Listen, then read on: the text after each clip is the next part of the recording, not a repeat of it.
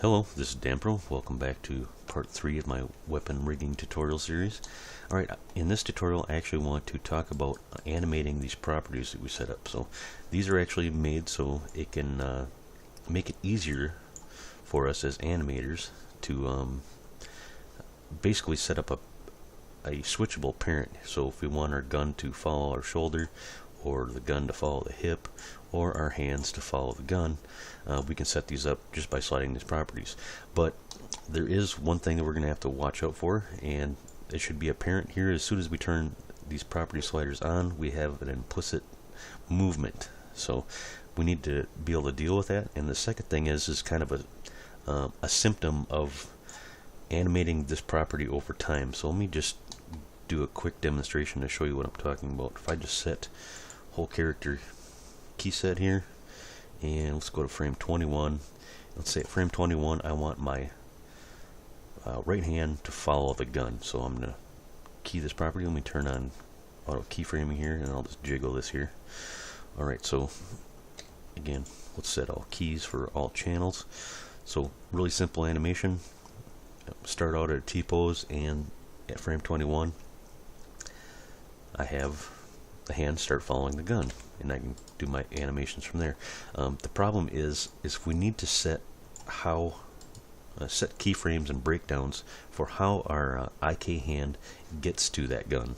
So, and this is the secondary problem here. So as you can see, this value is sliding over time, and what that means is because our IK hand is it's slowly copying the transforms of our handhold over here. This handhold has partial influence on that, and if we move the gun, it has partial influence over that IK hand, and our IK hand doesn't have full influence. So what that means is if we wanted to set a breakdown of how this hand gets there, it's kind of problematic, because now we don't have a single control controlling where the hand and arm is. We have it spread out over multiple controls, and that's not very nice when you want to get into the graph editor, because you would have to actually polish across multiple bones, and any movement of the gun is going to move our gun, the parent position here. Any movement of this is going to move that. So as you can see, that's not really what we want. So instead of animating this property over time, we just want to figure out where on the timeline we want our hand to follow the gun. We'll go one frame earlier, and we will shut that off so it does not follow it. So, and as we shut it off, our hand goes back to its original position, which is where it's keyed in this first frame here. Next, to fix this, we just need to, let's just rotate our hand and drag it back to be almost at that position. Let me go to side view here, GZ, and drag this down. Let's get our hand almost up to that position.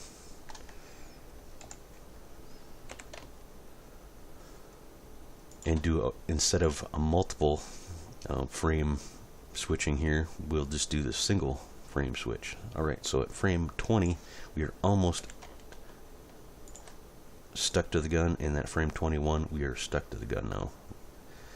And what this does is now we've got full control over our IK hand again between these frames. So it's just going, let's just put a breakdown in here. Probably be a little bit easier to explain if I just do that.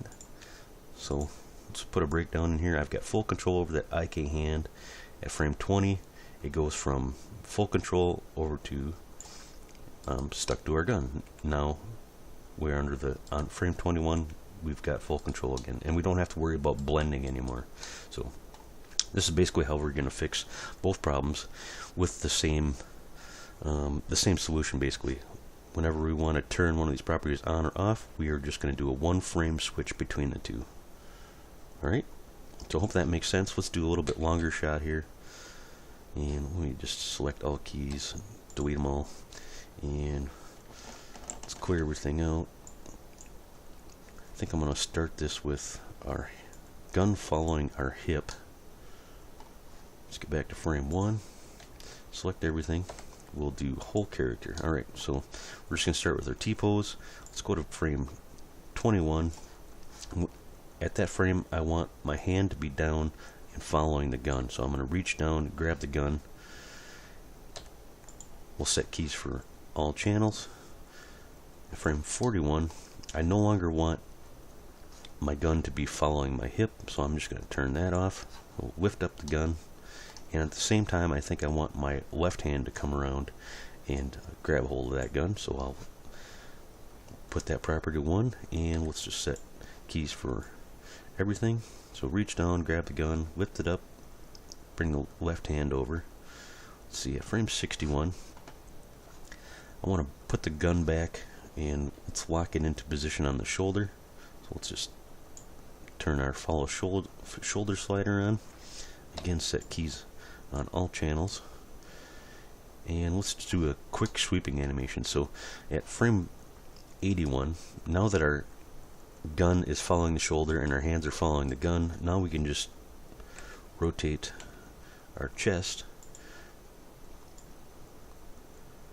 So again, set keys on all channels. Let's go to frame 101. Let's rotate it the other way. Let's do a little sweeping animation. Set keys, and at frame 21, let's just go back. I'll just clear the rotations and face forward again. Again, set whole character. I think at frame 41, now that I've done a little sweeping back and forth, I want to turn follow shoulder back off. I'm going to drop that gun back into position. Let's set whole character key sets, and let's just do a little quick spray here. 1, 2, 3. I want to shoot the gun, so I'm just going to make that gun come back for a little recoil, and then do 1, 2, 3, go 3 frames ahead, and Alt G to reset that. So that's just one shot right there, and I can just take these 2 keyframes, Shift D. Let's just duplicate this a few times.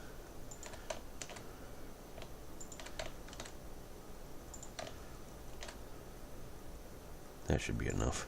Alright, so now we get this firing back and forth here. Let's add a little bit of extra movement here as it fires back.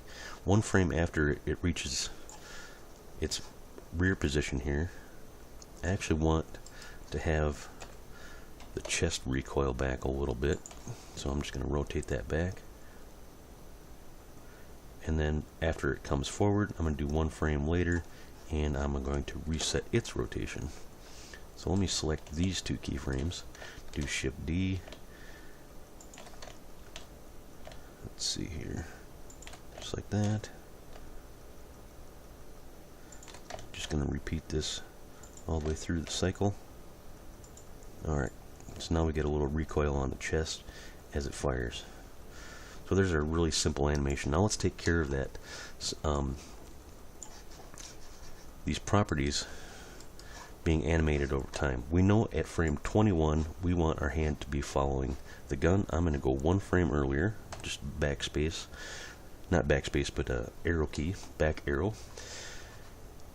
and I'm going to turn at frame 21 we want it to follow 100%. At frame 20 we don't want it to follow at all, so we'll put this down to 0. But now we need to reset the position of our hand. Let's just grab this, rotate this down, get it almost in position where it needs to be on that gun. Let's go to side view here, GY, let's drag this back, so about right there. Alright, so now we've got a 1 frame switch. We've got full control over our IK hand from frame 1 to 20. So at 20 we're almost at position, and then we do a 1 frame switch where our hand follows the gun. Probably do a little bit better job here lining this up. Alright, that looks a little bit more even. Alright, so between our next keyframes here we have a situation where we're stopping our gun from following our hip, and also our left hand is coming over to stick to our gun. So let's take care of the hip first. Let's go to frame 21, and we know at this point it's following the hip. Let's just go 1 frame later, and shut that completely off. And of course our gun is going to go up to its natural position. We just need to reposition it back down towards this hip. So I'm going to do RX, straighten this out, drag it back, try to line that back up. Let's go to front view and GX. I'm going to drag that over, get back to that hip position. Alright, and I think our hand is still following that. I actually want that to be 0 at that point. So now we've got a 1 frame switch where it's following the hip at frame 21 to not following the hip at all, and we reposition that gun bone back down to that holstered position. So now we have full control over that gun in between these frames where it lifts it up, and then our left hand comes over. Now we know at frame 41 we want our left hand to be stuck to the gun, but 1 frame earlier, if we just back that up, we don't want it to have any influence whatsoever, so we're not blending in between there. Alright, so we can shut that at 0, but then we need to take our left hand and actually animate it back to that position. So let's bring it back. RZ, just a little bit outside here. Let's go to side view here, get our height right. Alright, now our left hand isn't blending in between that either. It's a 1 frame switch. We've got full control in between these frames all the way up until frame 40, and then at frame 41 it goes from not copying the gun to copying the gun. So got that taken care of. Let's see what our next situation is. Alright, well, we've got a property that's being blended here in between frame 41 and 61, where it's going to follow the shoulder. So we know at 61 we want our gun to follow the shoulder. At 60 we do not want it to follow the shoulder. We want it to be independent, because if we have that following,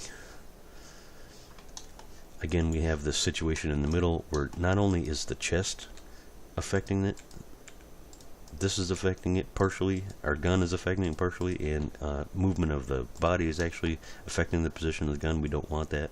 Let's just go back and turn this off. Follow shoulder, not follow shoulder. We just need to reposition. At frame 61 we need it to follow the shoulder, so we need to put our gun close to that. Let's just key this over here, move it. Let's go to side view, get our height right. Alright, so now we've got full control over our gun in between these keyframes. Gets up close to the shoulder, and then a 1 frame switch. It goes from not following the shoulder to following the shoulder. Alright, we can pretty much leave this section alone. Since our gun is following the shoulder, we just needed to key our chest going back and forth. And now we got one more situation where we've got this sliding value. So we're going from following the shoulder to not following the shoulder. So instead of having this blending happen over multiple keyframes, we'll just go frame 122 and go all the way to 0. Oops, make sure it sticks there. Come on, there we go. And then we just need to reposition our gun back up closer to that shoulder mount bone. Let's go to side view, GZ, there we go. A little bit closer. So again, 1 frame switch. It's either on or it's off, and that is how you animate these switches. So we don't have any of that blending and have to do any of our graph editing and polishing across multiple bones. So now that we've got our basic setup, now we're free to go in between here and actually set up our breakdowns. So a breakdown is basically how something is getting to another position. So instead of having this really linear thing going on here, I can maybe cheat about 2/3 of the way here. And let's just grab this, since we have full control over our IK again, and we'll just cheat it closer to this position, so it's going to move faster in here and then kind of slow down while it grabs the gun. Alright, now we have full control over our gun. Let's just kind of ease into this position by rotating this up. We'll straighten it up a little bit.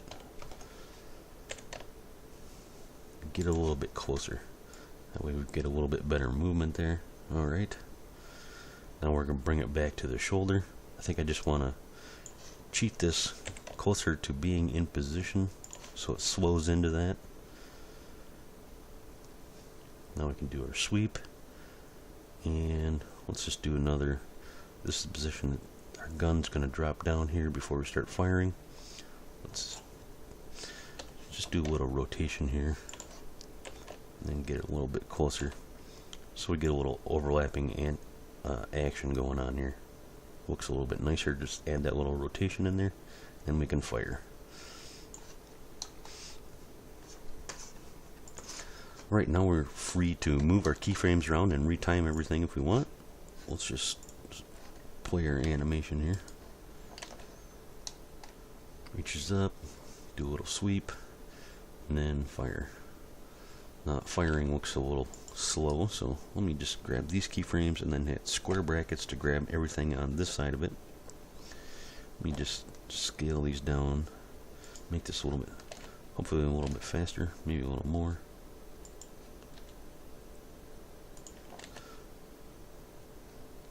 And let me just select these keyframes. Let's do Shift D and do a couple bursts. I kind of like the speed there. Alright. Now when we're moving our keyframes around in our timeline, basically we just want to make sure that we're grabbing our switching keyframes too. So here's our main poses, and then we've got our switches on either side. So if we need this to be faster where he grabs the gun, we just want to make sure that we grab all of those keyframes. Make sure we got all of them at once. Let's just grab this one too. Drag that a little bit faster. Now we can retime everything here. Let's actually add a little bit more here. Just make sure that you're grabbing